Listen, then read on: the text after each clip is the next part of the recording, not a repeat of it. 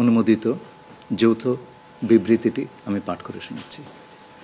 আজ বিএনপির ভারপ্রাপ্ত চেয়ারপারসন জনাব তারেক রহমান লন্ডনে সফররত প্রধান উপদেষ্টা প্রফেসর ডক্টর মোহাম্মদ ইউনূসের সাথে সাক্ষাৎ করেন। অত্যন্ত সৌহার্দ্যমূলক পরিবেশে তাদের বৈঠক অনুষ্ঠিত হয়।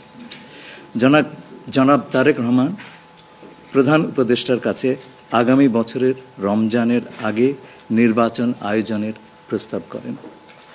দলের চেয়ারপারসন বেগম খালেদা জিয়াও মনে করেন ওই সময় নির্বাচন অনুষ্ঠিত হলে ভালো হয়। প্রধান উপদেষ্টা বলেন যে তিনি আগামী বছর এপ্রিলের প্রথমার্ধের মধ্যে নির্বাচন অনুষ্ঠানের ঘোষণা দিয়েছেন।